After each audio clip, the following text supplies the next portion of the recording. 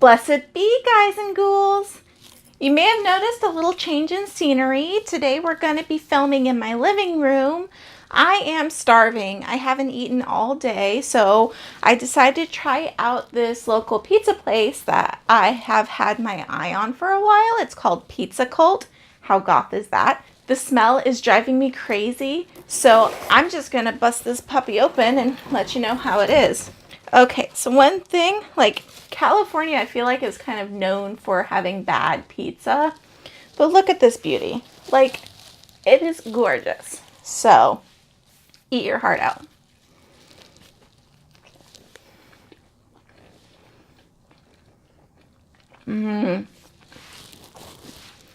Really good. They call this one the White Pony. It's super, super garlicky. I love it.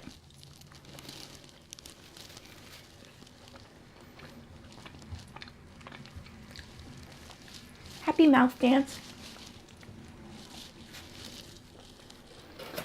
Alrighty, let's jump in today's video. Actually, I forgot to grab something to drink. Be right back. Pizza and beer. Doesn't get much more classy than that.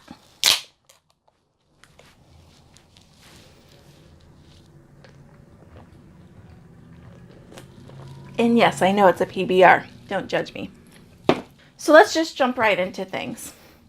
So there's something that's been on my mind a lot lately, and that's this whole concept, not concept, but this whole phenomena of Goth Elitism, or as the Goth icon Voltaire calls it, Gothier Than Thou.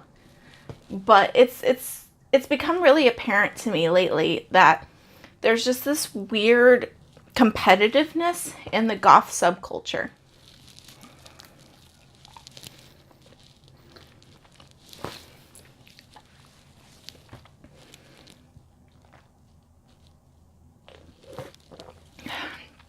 So, for as long as I have been comfortable calling myself goth, there has been a lot of people out there who have been really apt to tell me that I'm not goth enough, whatever the hell that means.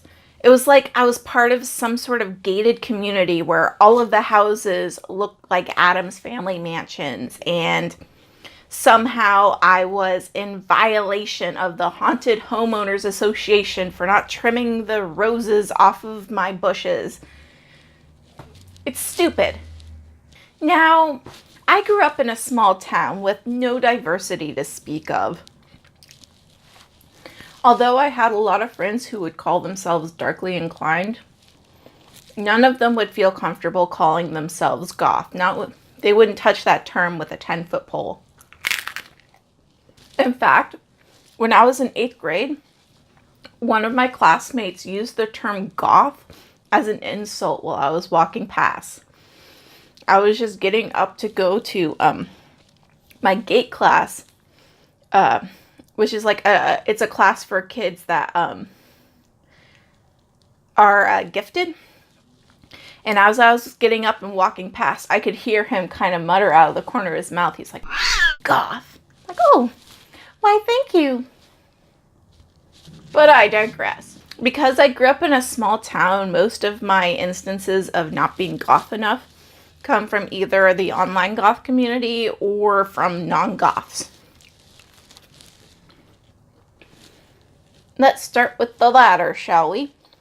As I'm sure you've noticed, I'm pretty bubbly. And as I mentioned in my previous video, History of Goth, description down below, society has a tendency to think that if you're not mopey or antisocial, somehow you're just not goth enough.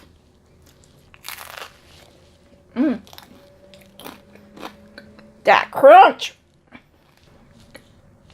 Digging this crustio.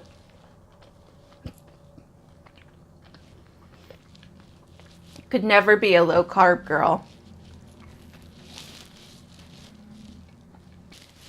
Also, why is it when these people say that you're not a real goth, they say it like it's a good thing? They're all like, oh, you're too nice to be a goth. Or, you're really too sweet to wear that much black. Or, you remind me of those goth kids I've seen running around, but you're too nice to be one of those. First of all, let me unpack that right here. There are jerks in every culture and subculture and group and minority. So why is it that people just assume that all goths are jerks? When I'm pretty sure proportionately there are just as many in the goth community as there are in every other community.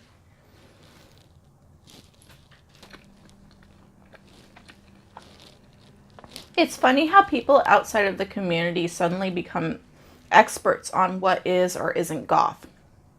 Another example of this happening is how different goths dress. Like, from the outside, if you're not dressed in like Victorian vampire garb or a contestant in a Susie Sue lookalike contest, then somehow you're not a real goth either.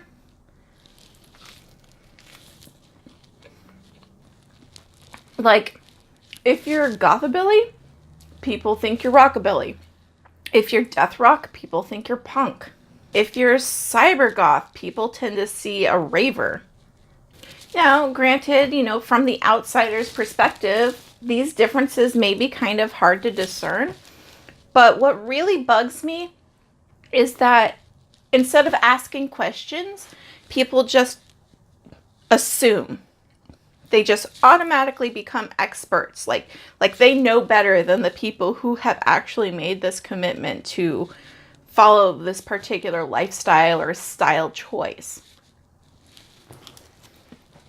Like, if you tell people like, oh, I identify as a cabaret goth. They'll turn around and be like, oh no, you're not goth. You just like retro clothes. Nothing is worse than when people are just willfully ignorant.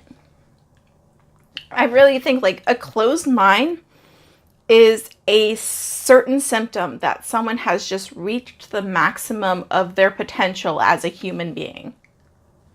That is just the surest way to shut down a conversation and deprive each other of the other person's insight.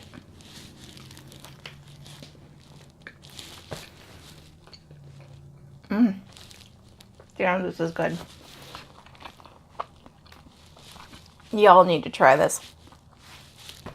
How about instead of just shutting people down, you open yourselves up to each other? That way we can all learn and grow from each other. I mean, opinions are like penises. Just because you have one doesn't mean you should shove it down someone's throat without their permission.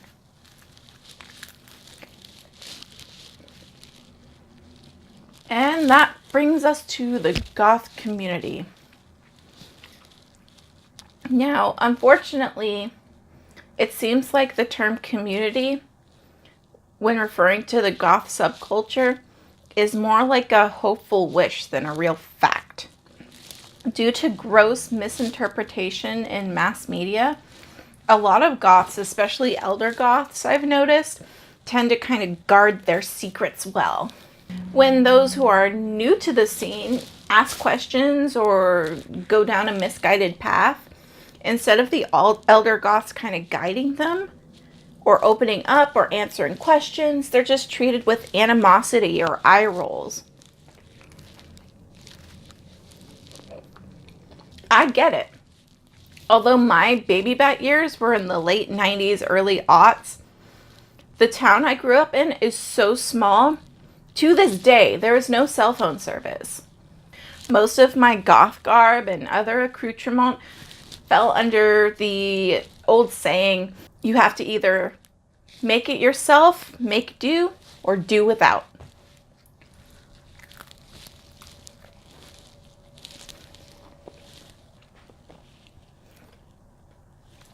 I dyed clothes black. I did things with safety pins and duct tape that would boggle the mind. I collaged, painted, and tore.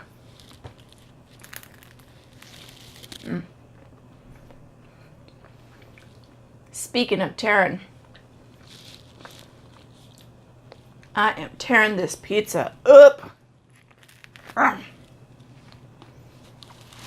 I burned through black Sharpie like it was going out of style.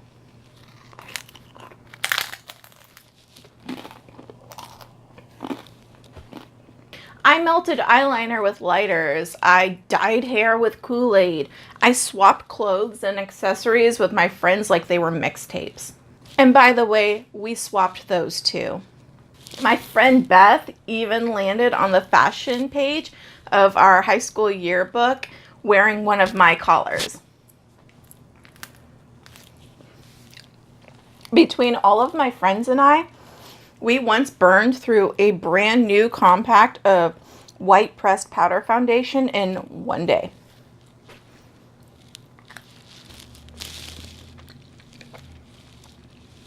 Now, I'm not saying that this was in any way the same experience that our elder goths had before me, but I feel like it does give me an appreciation to the reason that they treat the baby bats today the way they do. They had to kind of pay their dues to the community the hard way, you know, build everything up from scratch. And it's really hard to take seriously people who didn't have to struggle the way that our elder goths did.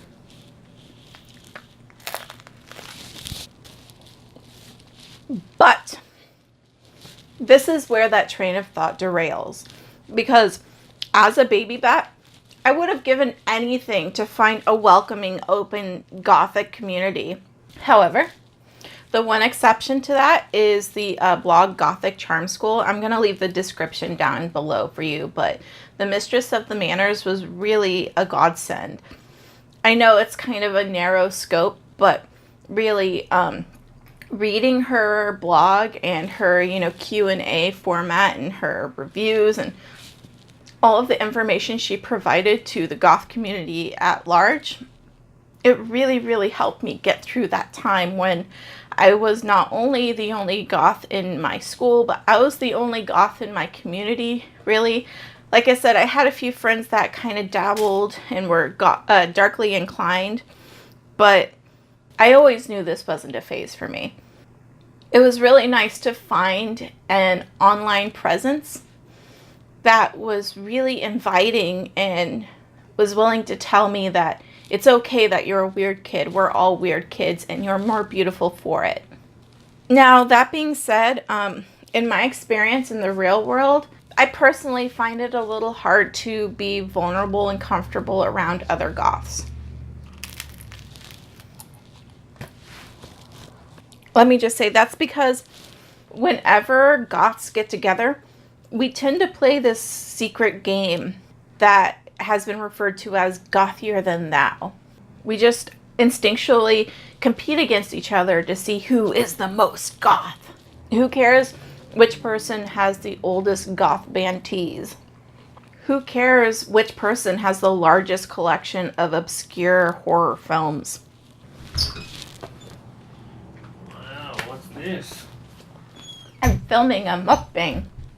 You're filming eating pizza? Mm-hmm. Am I interrupting? Have a piece. It's really freaking good.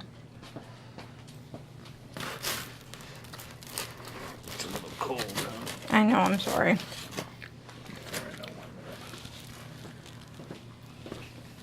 It's that new place, Pizza Cult, that I've been wanting to order from. So you were doing a review of it? Not a review. It's a mukbang. A what? A mukbang. It's like where you're talking about stuff while you're eating.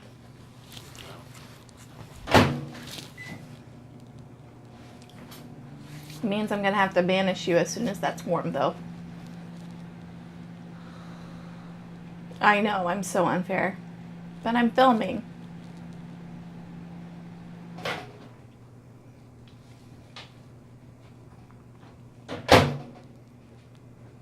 Thank you. These are all awesome pieces of history, but they shouldn't be hoarded to use as weapons against other goths. These are all experiences that should be shared in order to enrich the goth community. Like I've said before, guys and ghouls, we are all spooky kids. Our subculture is about inclusivity and finding beauty in the unexpected. Why can't that extend to our fellows? I'm going to take a break from this rant to try something else. Now, I ordered, let's see which one this is. Ah, nice. Deep fried pickles. Now, I know I'm a bigger girl, so I shouldn't be eating like this. So I just want to give you guys a disclaimer right now. I don't eat this way every day. This is a treat. I wanted to do something special with our time together. So this is a special treat, and I'm not eating this all alone. My husband's popping in and out and grabbing bites as well, so no judgment. Only bliss.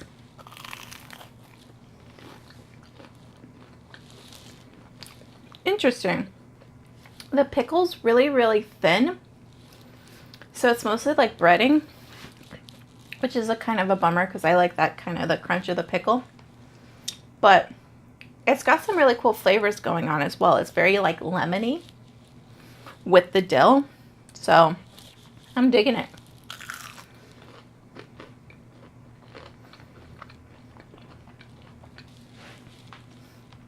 Moving on.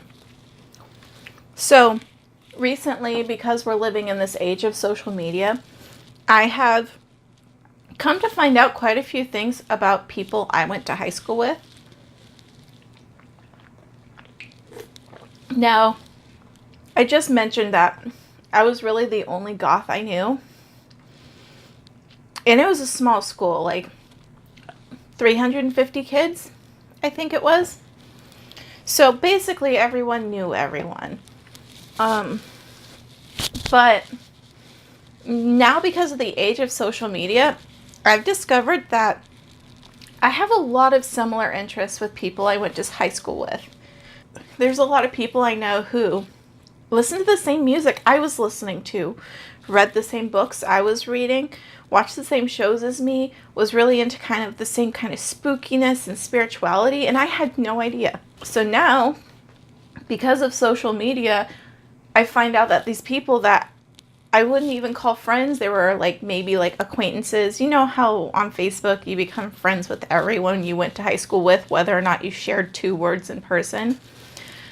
But I'm finding that these people that I didn't really know in high school, we are constantly like liking each other's posts, sharing things that we shared the week before. Like we're constantly like vibing, where it's like, holy cow, I love that. You know, that is totally my thing. You know, like we're on the same wavelength, and it's just kind of striking to me that I've known these people for years, but I've never really known them, you know? So it's just, it's a little heartbreaking where it's like, why didn't I talk to you in high school? And then I remember it was because I, Guys and Ghouls, bought into the Goth Elitism.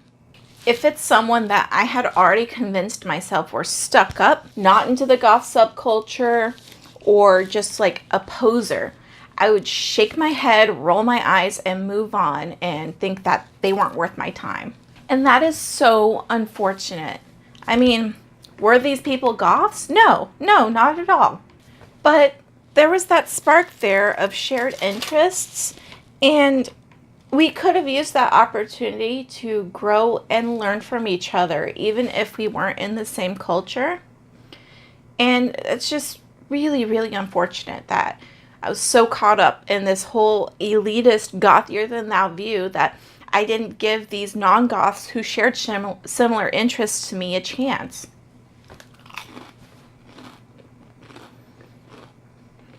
Taking the time to learn and grow from people that you normally wouldn't be expected to associate with is how prejudice and hatred is killed. Murder ignorance. Stab, snap judgment in the heart. You may be surprised what you find. Last pickle.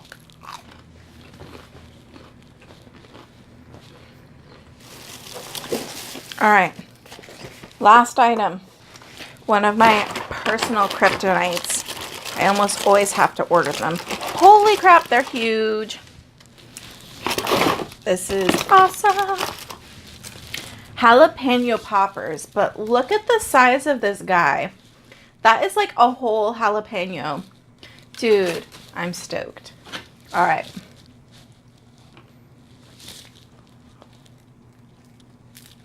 Mmm. Mmm.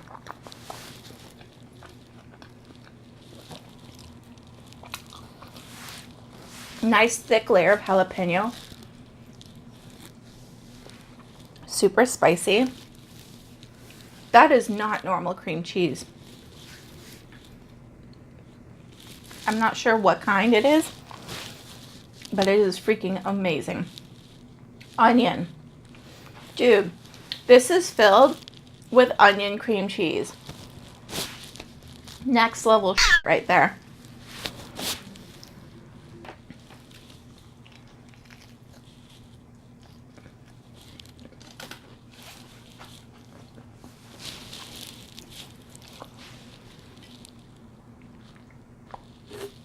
Thank you guys so much for listening to this rant.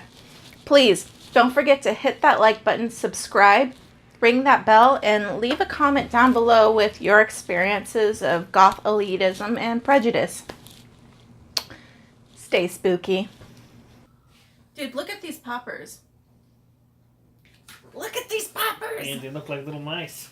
They look like mice? Yes. Look at that furry little mouse.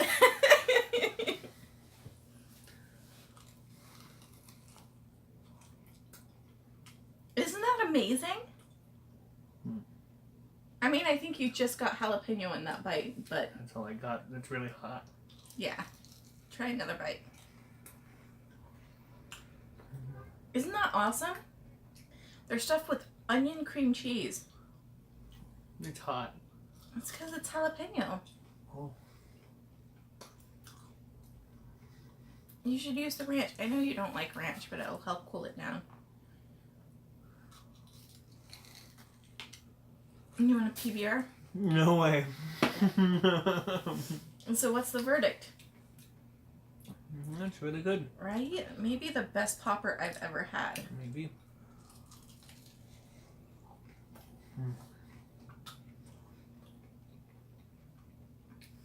Little mice.